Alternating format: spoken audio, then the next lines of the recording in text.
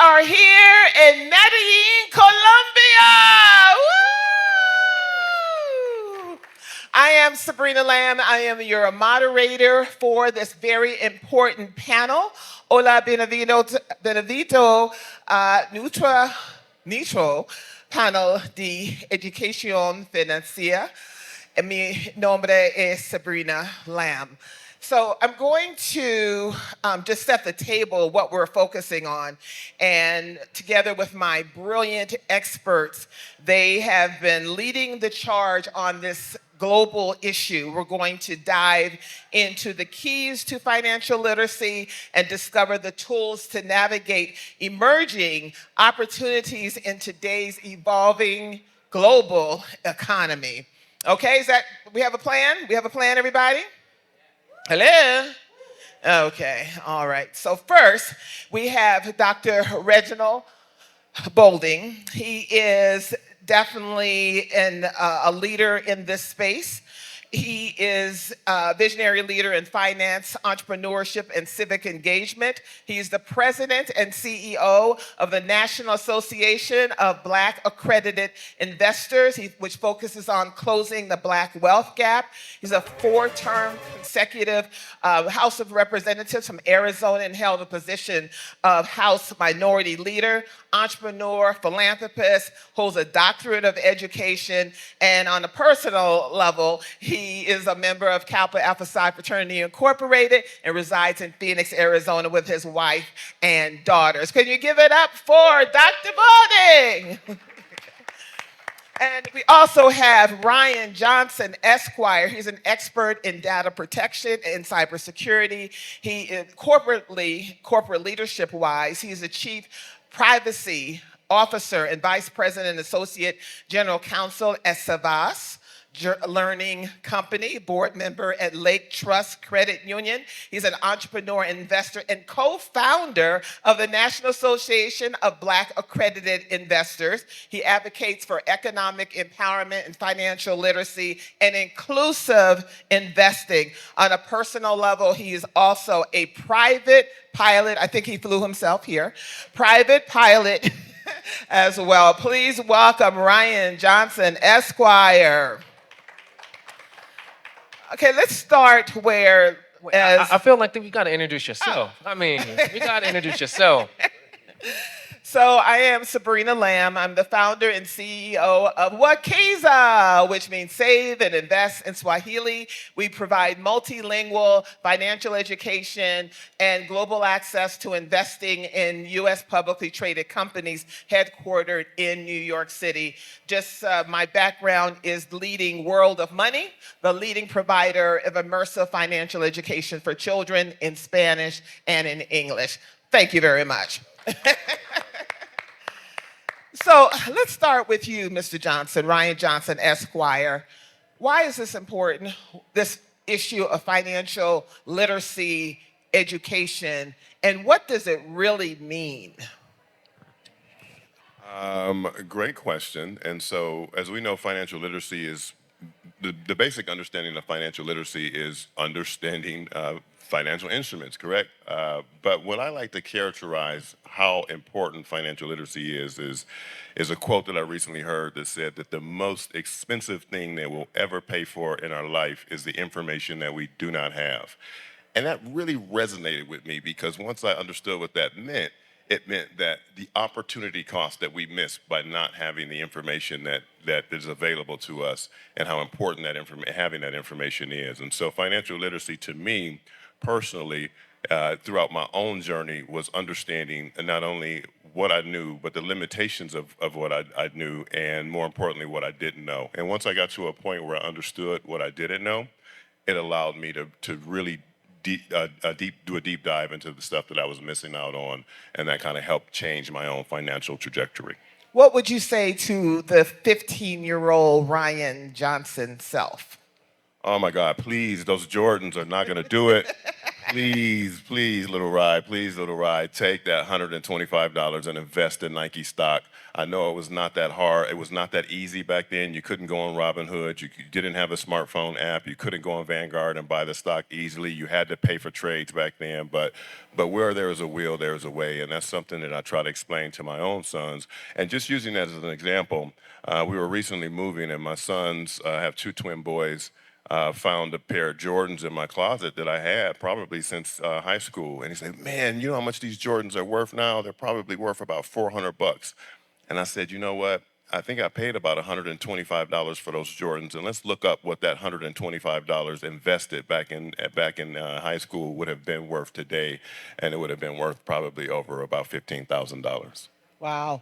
Same question to you, Dr. Boudin. Why is this? What is financial education literacy? Why is it important? And what would you say to the 8-year-old Reginald Boudin and to your 3 daughters? So no, that's a great question. And I think when people hear the word financial literacy, we start to focus on like budgets and credit scores. And what we know is that financial literacy is so much more than that. You know, it's about how do you leverage capital? How do you have access to capital? How are you looking at wealth building mechanisms in order to make sure that you have the ability to, build wealth and grow? And, for me, when I think about this ever growing environment, you have so many different things that are happening, whether we're talking about inflation, we're talking about digital assets, alternative investments. There's so much to financial literacy that for many of us, we had never even had access to, or we didn't even know it exists. Many people are familiar with, the public markets, where you talk about, investing in, Coca-Cola or Pepsi or P&G. But when you talk about the private markets, many people didn't even know that was a thing. What is the private market? How do you actually invest in companies that are not on the public market, where, there's companies where you can't just go into Robinhood and, purchase a piece of equity. And for us, many of us may have not even known that it existed, and even if we knew that it existed, we didn't have access to that. And I think that's one of the things that really fires me up about the work that we're doing at NABAI is that, we're pretty much really creating and opening opportunities for people to get into the private investment market that we didn't even know existed. And when you start to look at the data and the difference between investing in public markets and investing in private markets is significant. The last piece on this I would say is many people don't consider themselves as investors. When we talk about the word investor, I think a lot of people have this like archetype of what an investor is. They think about someone on Wall Street trading. But if you have a 401k, if you've ever, jumped onto, Robinhood or a crypto site or something like that, you are an investor. Many people are investors without even knowing, and it's time for us to lean into that. And so my 8-year-old self, there is a saying that, children will be what they see. And for me, I didn't see a lot of people who had what you would consider a professional job. So for me, I didn't even know what was possible. And I think for many of us, when we talk about wealth building strategies, financial literacy, once we figure out what's possible, the world opens. And for me, like I would have said, ask more questions, research more, and take more chances. And that's what you say to your 3 daughters. That's what I say to my 3 daughters. Speaking of that, right now, if you look at college education right now in the United States, college attainment has almost doubled for Black Americans, right? From about 11% to 25%. But the wealth of Black families has not doubled the same way. So what I'm telling my girls too is not just enough to have the knowledge. You have to make sure that we're getting the access and the opportunity to really succeed.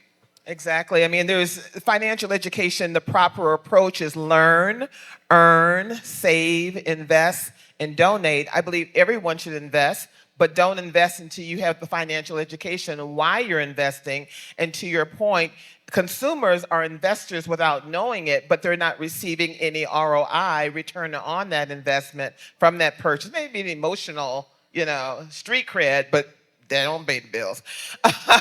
So what are some of the emerging, but first, before we do that, talk a bit about your organizations. Very important. You said it's NABAI.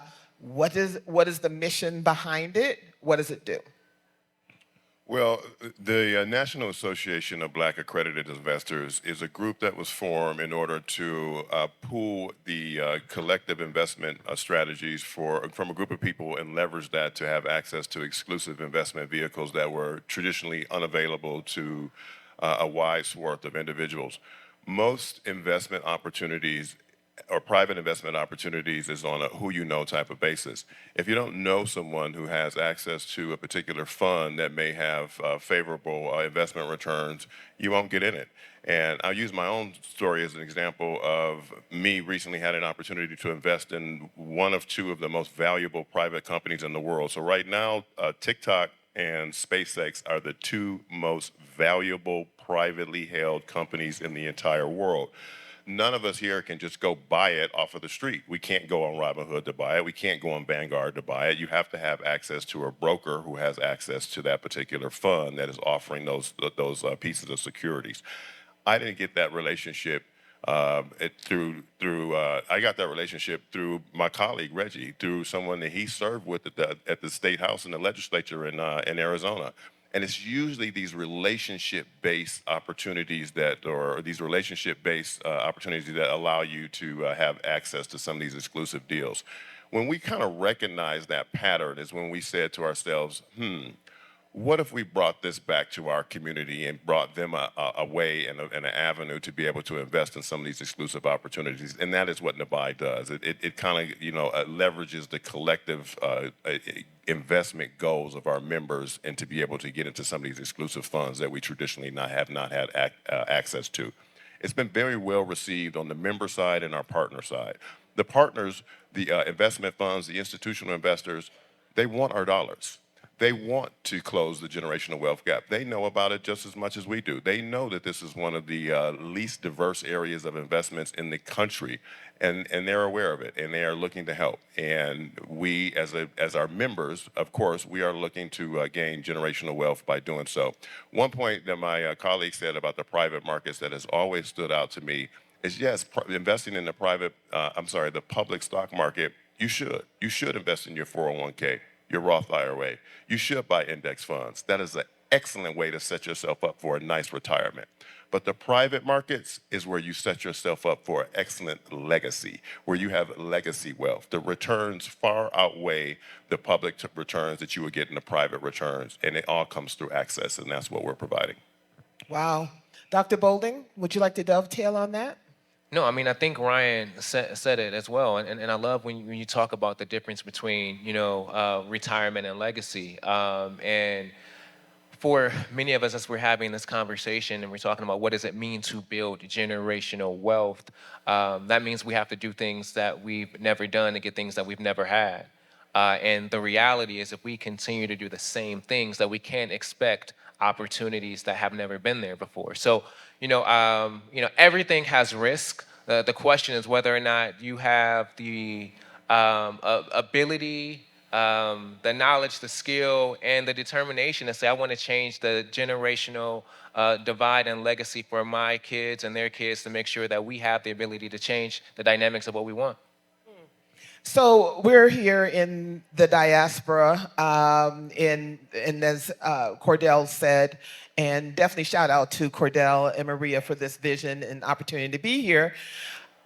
But all don't have this access. I mean, in my work with Wakeza and having to navigate the regulatory, laws in different countries, because initially we're serving 10 different African diaspora countries. You can't just walk in here no, you can't do that. So in terms of our brothers and sisters here in Medellin, Colombia, how can they take advantage of, have the opportunity to create that legacy as well through your organization? Well, I think one of the first things that's important, and I can say, is how do you make sure that home base is covered, right? Like, how do you really set yourself up for an opportunity to begin to invest? And, many times we may have had conversations where if you have, and I like to say, the difference between, debt, right? Debt and investments. So if you owe a significant amount of money and you're paying, 20, 21, 22% in interest on, consumer debt, and then you're investing and you're getting a 4 to 5% return, the numbers just don't make sense. So the question is, how do you actually set yourself up in a position where you can start to create opportunity? With NABAI, we've been having conversations with other folks around the world really about what ways that we can begin to pool resources together. One of the things that we've seen is with funds, you may have a fund that has kind of taken a step back to get in some of these private opportunities or funds. Many times there's what's called a minimum investment. So you have to have 10,000 or 25,000. Some you have to have $10 million just to get opportunities. And many people don't have those dollars sitting around, especially for folks who may not even, who may be living paycheck to paycheck, but you still want to change that environment. So we have to do what our colleagues and have been doing for years. They're pulling people together. So I may not have $25,000, but you got five, you got five, you got five, you got five. Let's set us up an LLC, a partnership where we take that partnership and we dump that money into an investment and many opportunities. So the question often is, would you rather have 0% or nothing or 20% of everything, right? So how do we leverage each other? In spaces like this is where we should be talking about, hey, what opportunities that exist? I may not have everything, but how can we actually work together to partner? And, joint venture is my favorite word. I mean, if I could join into a joint venture partnership with everybody in here, I'm down. 50% of everything, I'm good. 10%, 5%. But I think for many of us, our mentality has been like, I got to be the CEO, the founder, the president, the king of this. But it's okay to have partnerships, and partnerships is how we grow. You think about the wealthiest folks in the world. If they can partner with each other, why the hell can't we? And we can, and we shall. Yes, absolutely. So, what are some of the emerging opportunities, those hot secret that you're going to have breaking news right here in Medellin, Colombia, that we can get in on the next TikTok and the next SpaceX? Go ahead, Ryan Johnson, Esquire. I mean, there's no real secret to it. I mean, we sometimes We need to know the name of the companies. Let's get to it, all right? First and foremost, I am not, anything words that come out of my mouth are not considered legal advice or financial advice for anybody in this room. Please take that disclaimer and run with that, please. That is 100%. But I should say that the opportunities are abound. I mean, absolutely abound. You just have to do something. You just have to start somewhere. And making your first investment is the biggest investment usually because you break that ice. I can specifically remember the first time that I invested in stocks. It was not that long ago. I too have not. It's not been that far from me either. I just learned this stuff as well. What I've learned is that the information is not hidden. They're not hiding it from us. There's not a conspiracy to keep you from this information. It's just not well known. It's just not readily available. You're not necessarily responsible for the information that you weren't provided or the financial blueprint that was handed down to you and your family, but you are responsible for fixing it. Now that we live in an age of information where we have AI and Chat GPT 4.0 and then some of the other stuff out there, Grok, it almost is no excuse why you shouldn't be able to at least figure out what it is that you don't know. And that is kind of where I started. So when you say, hey, do I have a hot stock tip? Yeah, invest in the index fund. Go make sure that you're investing 15 to 20% of your take-home pay into just a simple index fund, start there. Make sure you have the basics taken care of. Make sure you have your emergency fund set up. Make sure you have maxed out your employer match with your 401k. Make sure you've matched out your Roth IRA. Make sure your credit card and consumer debt is at a minimum. Now you are ready to move with the big boys and start to invest in some of the other things. Because as my partner was saying, sure, if you got credit card debt that's generating 21% interest and you're investing in the stock market, index fund, Roth or a 401k, you're kind of swimming backwards. You're not moving very far. So making sure we have level set there is the most important step. But secondly, just do your research. Do your research. And I will have to admit, being an accredited investor and having an opportunity to some of these private investment funds, it's not an easy feat. You have to have $200,000 worth of income for 2 consecutive years or be worth $1 million excluding your primary residence. That's a high bar, and I understand that. I was not there myself just up until a few years ago.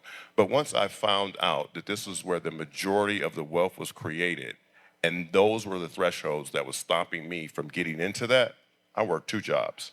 I worked 3 jobs. I made sure that by the time it was all said and done, my AGI, my adjusted gross income on my tax returns exceeded those amounts that allowed me to be able to get into that. That's all it takes. And I know that sounds like that could be a tall task. I get it, it's not easy. But if that's what's holding you back from the difference between being able to provide an opportunity for the next generation to not have to start completely over, then I think that that's something that's worth doing. We are only seven generations out of slavery. A generation in the legal terms is 21 years. 7 generations out of slavery, and every single generation in my community and my family, we've had to start over from scratch. And that ends right here, right now, with a little bit of information. And we are coming to you for any questions or comments.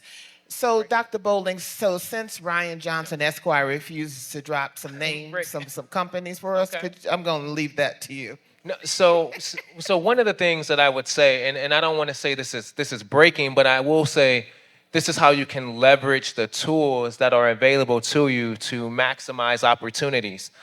Raise your hand if you heard of ChatGPT. All right, everyone has heard into it. So there's levels to it, right? I think about, it's not just about the system, it's how you leverage it. So one of the investment opportunities, and we invest in a lot of different things. So how many of you have heard of a city plan? A city plan? Some of you? So basically what a city plan is every 10 years, cities across the country, they gather information and they decide where the city is going to go for that next 10 years. One of the ways that you can leverage ChatGPT is you could actually pull the city plan, dump the city plan into ChatGPT, identify specific opportunities that the city will be growing and developing in, identify specifically what area that you want to focus on, ask ChatGPT as an individual that makes 200 or however much money you make, however much disposable income you have, where would be the best short-term, medium-term, and long-term investment that you should have, and hit go. 30 seconds later, you have an opportunity to see where your city's moving, what are some short-term, mid-term, long-term opportunities, where you could actually enter the market at, and what are opportunities for potential partnership. That's just leveraging one tool. You want to get deeper, start to bring in additional resources. If you are looking to do public-private partnerships, even if you're looking at public markets, we all know that with this administration, things happen, and with the Trump administration, things happen you don't know when you wake up what's going to be next. There's opportunities for you to take information that you're getting from news stations, news media, educational resources, plug that information in. You just have to make sure that you're asking the right question. They say garbage in, garbage out. So what you have to think about is, what is the right question that I need to be asking in order to provide me with an opportunity to dive in? And I think that is no matter if you're an accredited investor or not accredited investor. Because with the companies, I'm going to hold off on some of the companies, because with these companies, if they are not paying me, I'm not about to promote them. So with that being said, there's opportunities for us all to enter areas, and you can get down to neighborhood level, street level. I mean, these are things that we have to make sure from our opportunities that just did not exist to us, or things that would have taken us years, that we can now do that. If you're applying for government grants, like, why aren't we using AI? We were just talking about this. You're going to have AI writing RFPs on one end, and you're going to have AI reading the RFPs and making decisions on the other end.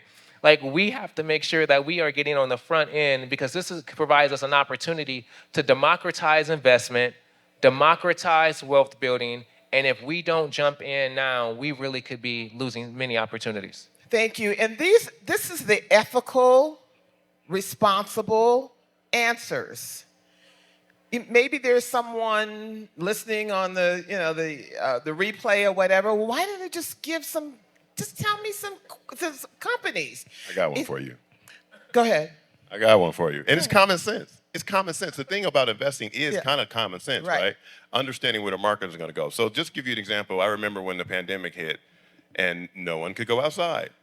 I said, DoorDash is probably going to go up in stock. I bought a bunch of DoorDash and DoorDash went up.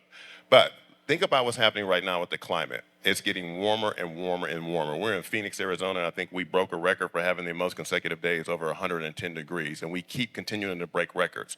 Cities like San Francisco, where traditionally they have not had to have AC units in some of their buildings because of the climate was relatively stable and cool, have now had to have AC units being installed. Invest in HVAC companies. There's HVAC ETFs out there where you can invest in a pool of companies that provide heating and cooling. It's just common sense. Just think about where the world is going and what you're seeing, and put your money there. And I think that would serve you well. Exactly. And I would add to that, it is legally, number one, unethical for someone to represent or recommend and encourage you to put money in any particular company. Okay? You need to see a license. License! Can we wrap that word around our life? Licensed financial advisor, like Reggie Canal. Reggie, go ahead and stand up, because if y'all looking to put your money somewhere. That is a licensed financial advisor.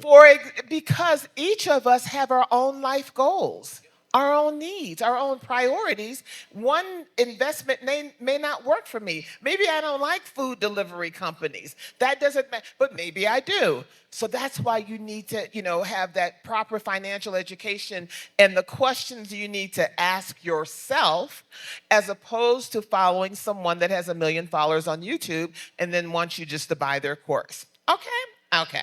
All right. So you hear about accredited and non-accredited investors. Let's have a level set. And yes, we are coming to the audience, so have your questions ready or comments. What is a accredited and a non-accredited investor? Well, I'll jump in and take that. So the thing about it is, as I mentioned before, the SEC, the Securities and Exchange Commission, have denoted certain individuals to be eligible to invest in private opportunities. So private stocks are riskier. There's no doubt about it. Public stocks are a little bit less risky because they have to do everything publicly. Publicly, they have to disclose their earning reports, their profits, their losses, all of that stuff. Private markets or private opportunities may not have to do so. So the government or the SEC has deemed that folks who make 200 grand a year, somehow you are more of a sophisticated investor. That when we know that that's not necessarily the case. I know folks that make $200,000 a year who couldn't invest their way out of a paper bag, who may fall for some of the same scams that we see on TikTok and Instagram and things like that. However, there is a sentiment that if you have a higher level of wealth, that you may be able to absorb some of the losses that are there, that are possible. So it's $200,000 a year for 2 consecutive years in order for you to be eligible for an accredited investor. There's a hack, though. If you're married, it's only $350,000. Get married and you save yourself $50,000 right off the bat.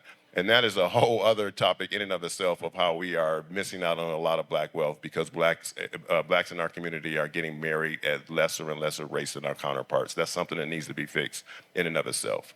In addition to that, you have to have $1 million worth of net worth, which sounds like a lot of money, I know, but trust me, it's not, unfortunately, these days, excluding your primary residence.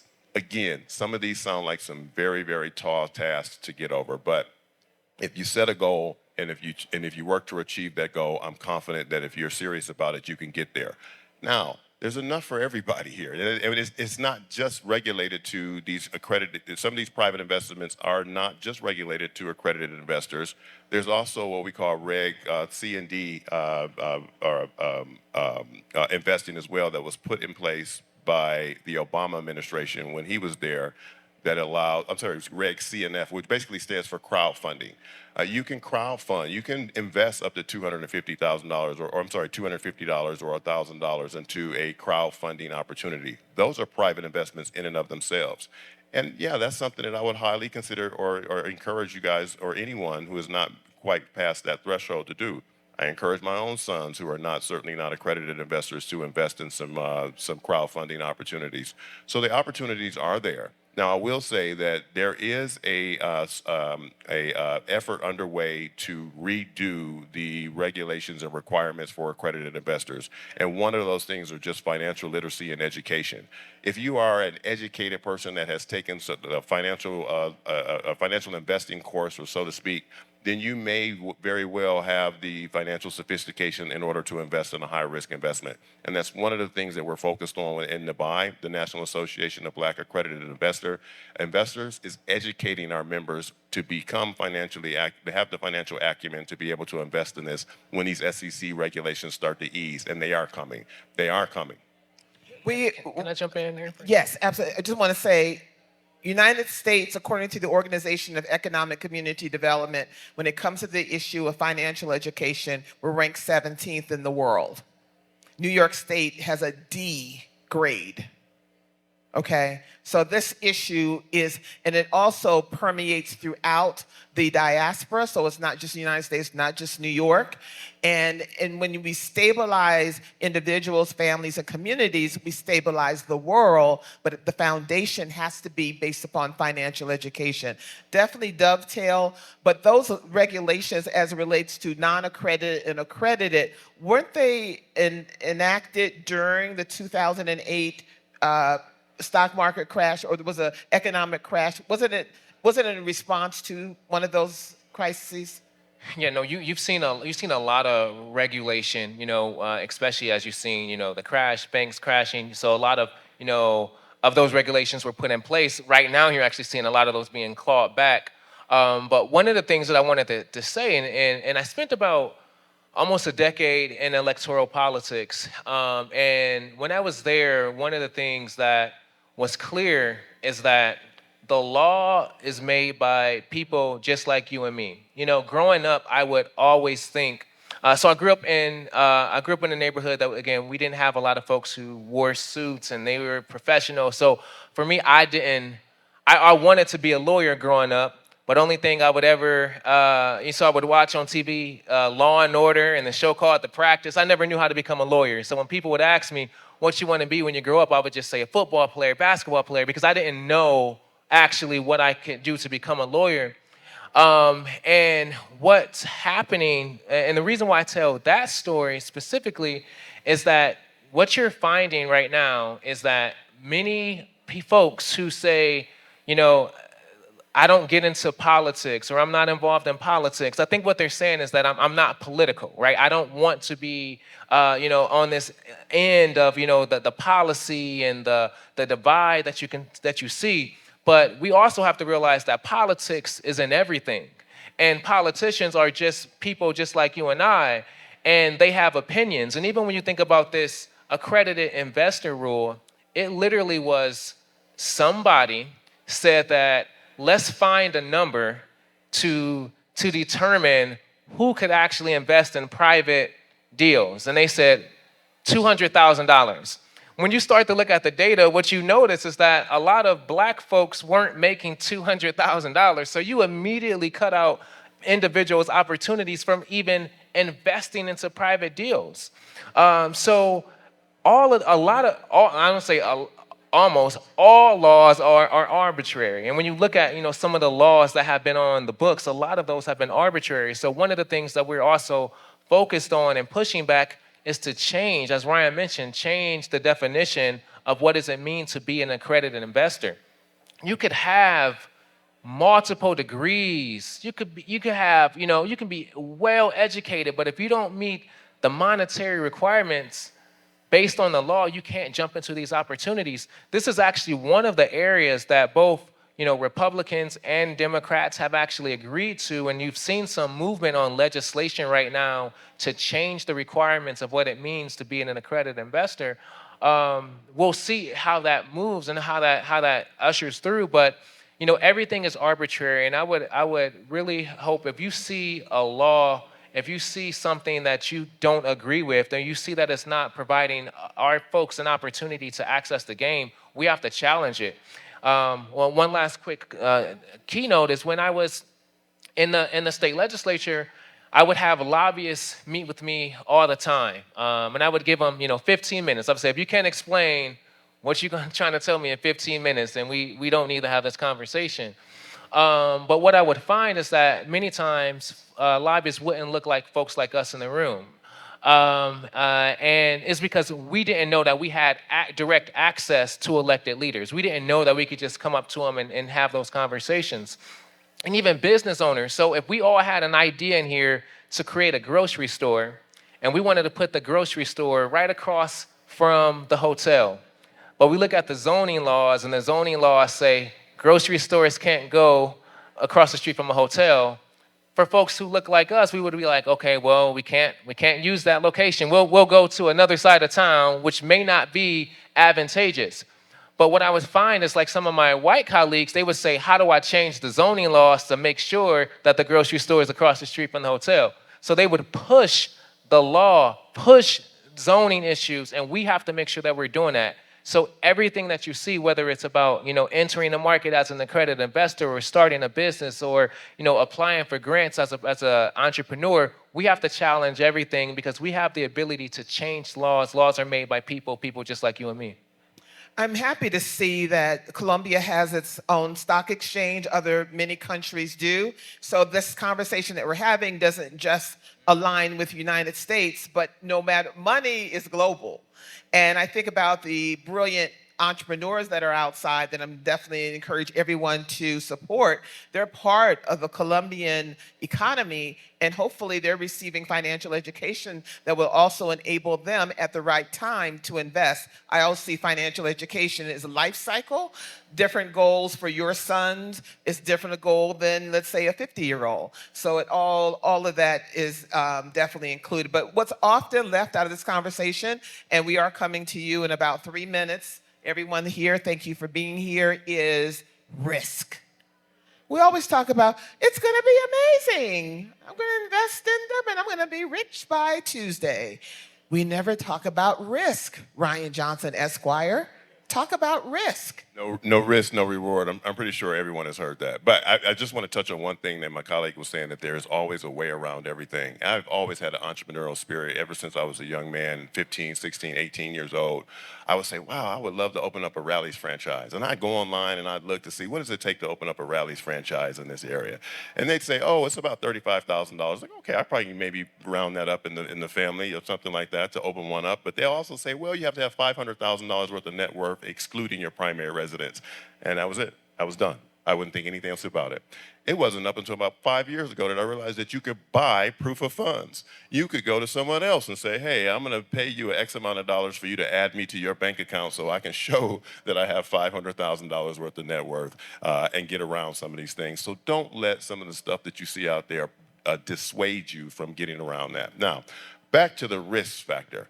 Yes, people in our community have been traditionally risk averse, and I understand. We don't have a lot. And when you don't have a lot, you hold on to it with all harms. When we have this scarcity mentality that we may lose it. We were born into some of these scarcity mentalities. They're passed down from generation to generation. I passed the same scarcity mentality down to my own sons, and I've been working very hard to reverse that, not only with them, but even still myself. Sometimes I hoard cash because I feel like, what if something happens? That cash is losing value as it sits in the bank account or it sits in the safe, and I'm doing myself a disservice by doing that. But when we also talk about risk, many of us in our community take all types of risks. We take health risk. We don't take care of our health. We don't eat healthy. We take risk with our body. We may have, unprotected sex or something like that. There's risk everywhere, but financial risk is another risk that you have to undertake in order for you to be able to get to the finish line of where you want to go. And it's a calculated risk. Understand that if you bet on yourself and you lose everything, you still break even.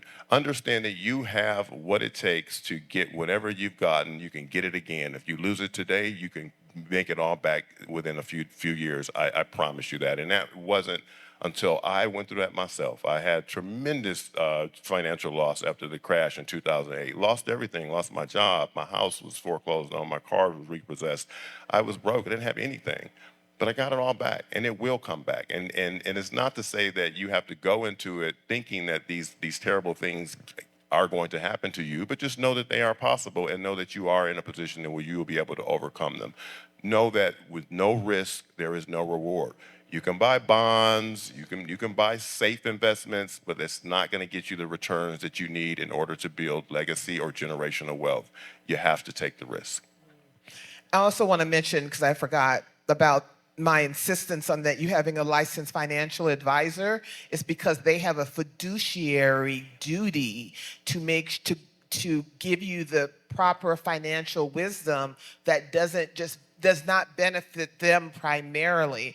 And when it comes to investing in equities and so forth, insurance as well, they have a legal, fiduciary, and ethical duty. Okay, so that's why you need that license advisor.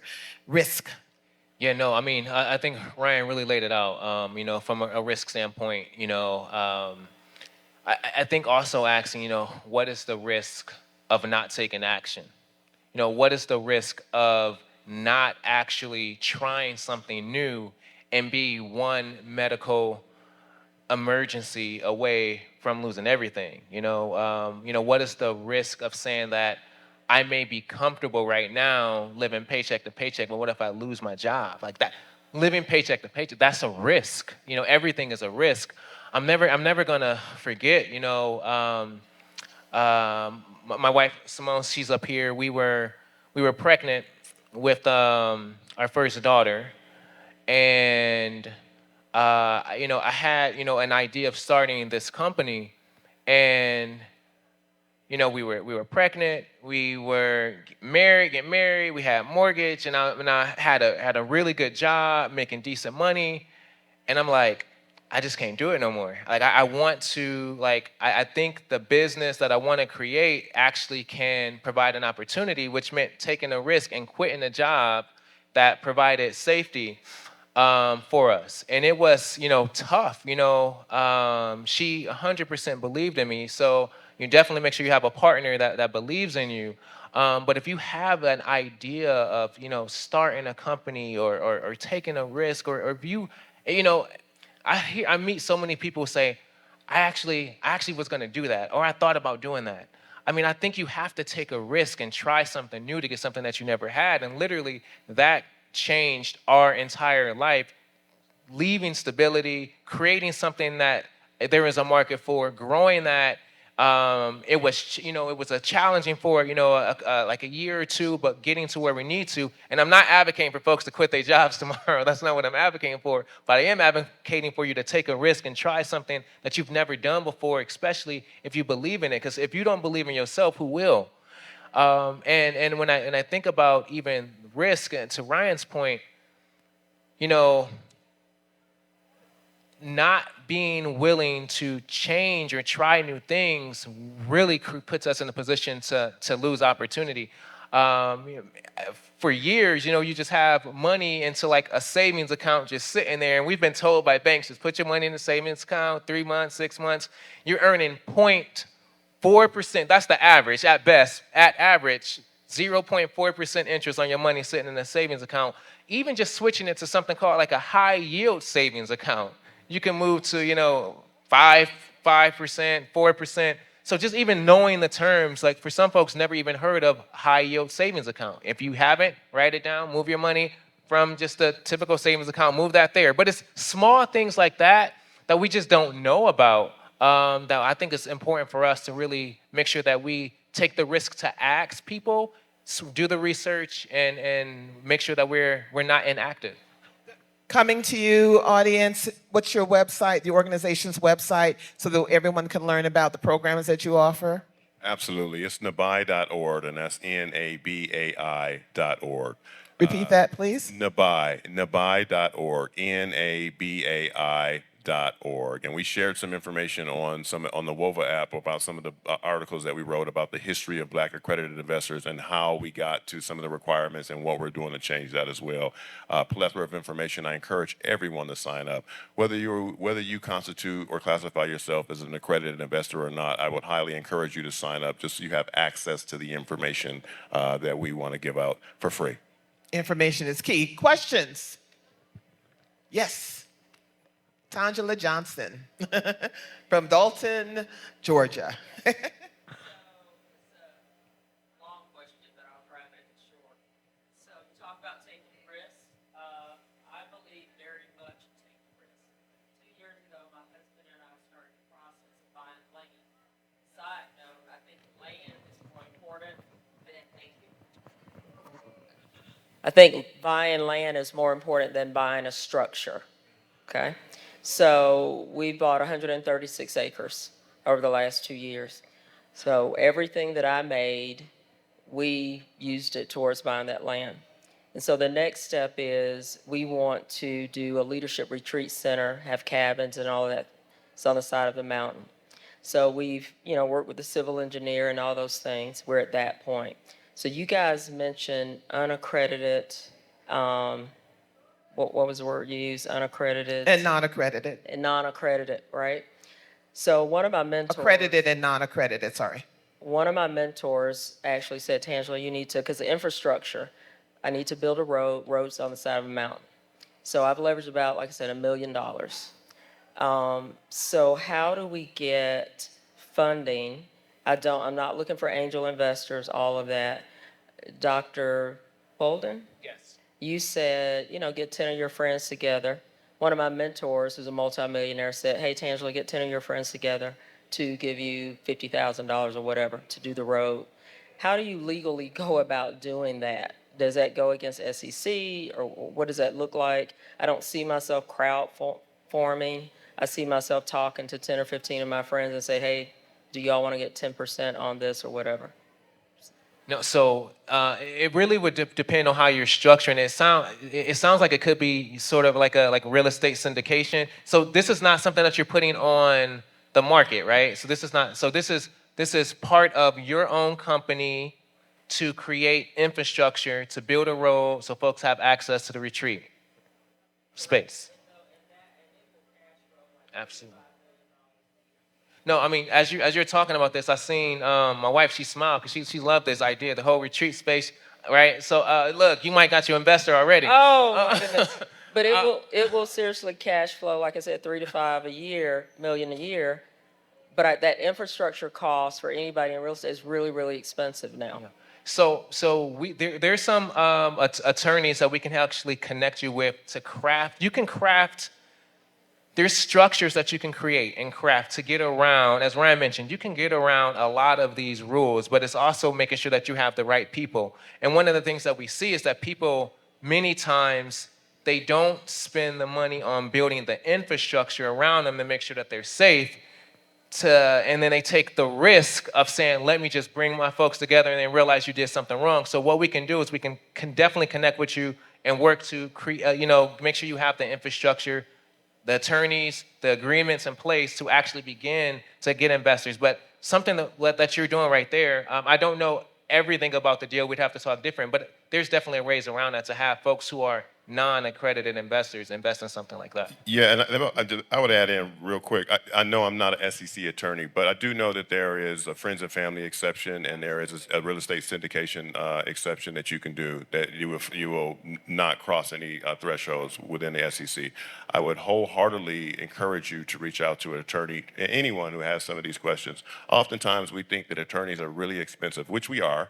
And you think, well, hey, I can't afford that, but in all honesty, you can't afford not to. And it's always planned to be big when you go into these things and do it right and get it set up the right way. So I can absolutely make a recommendation for an excellent SEC attorney to work with that will help you get that deal set up. But all attorneys are not created equal. Absolutely not. As an attorney, I'm the first person to hire another attorney. The first person to hire another attorney. And interview the attorneys. Next question. Question? Comments?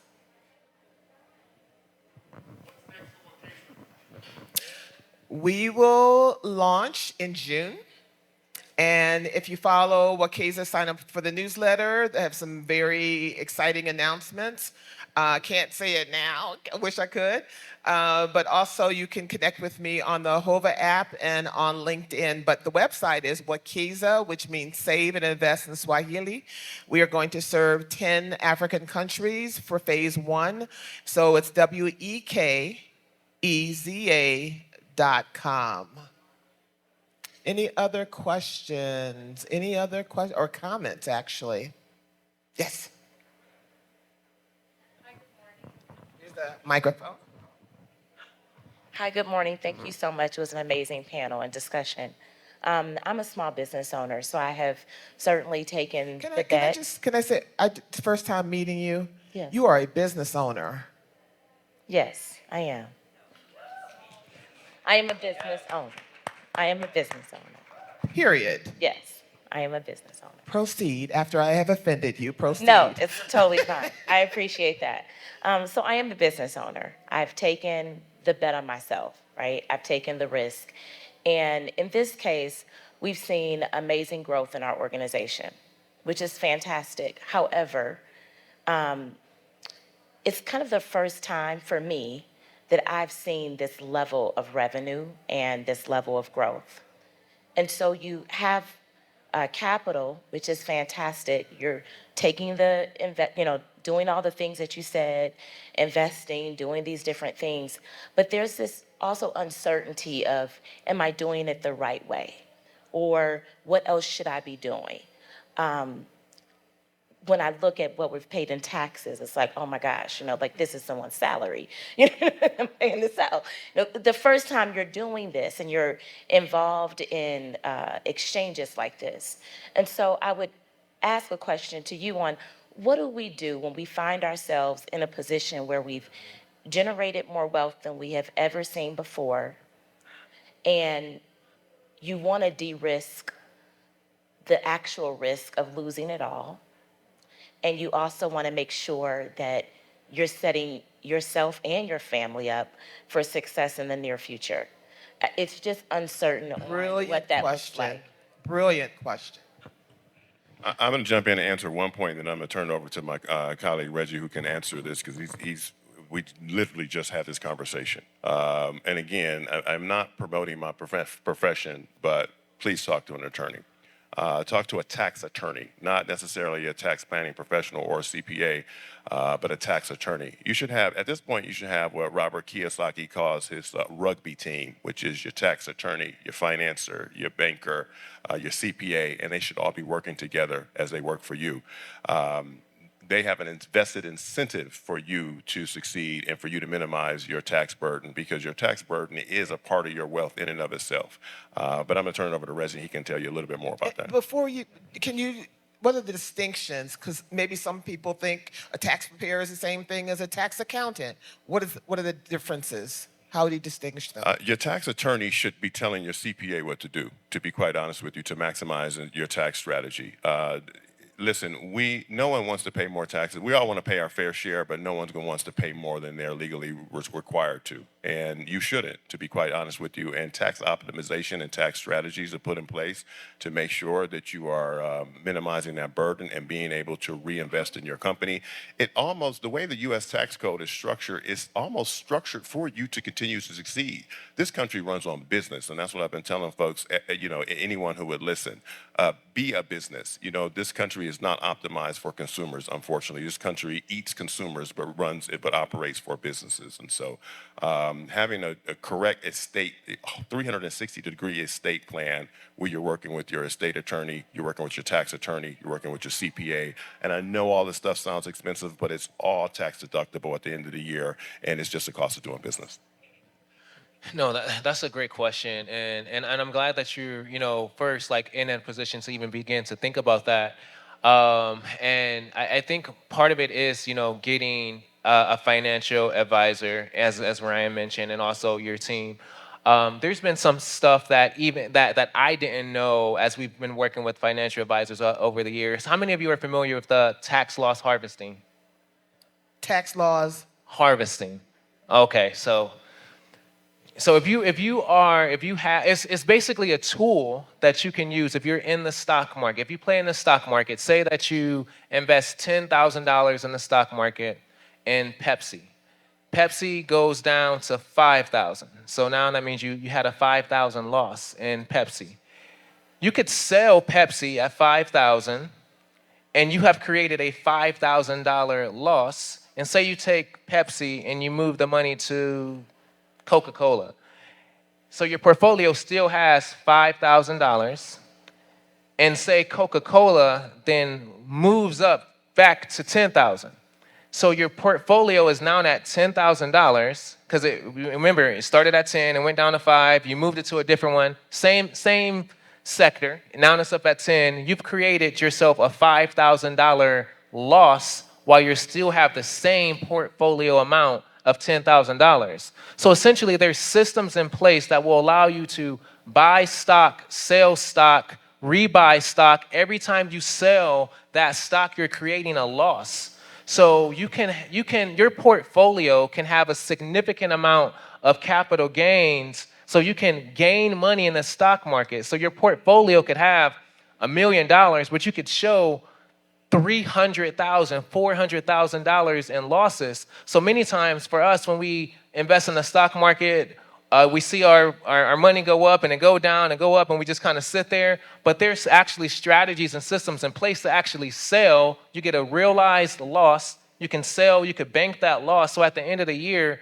while you can have made a significant amount of money, on paper it looks like you lost a lot of money.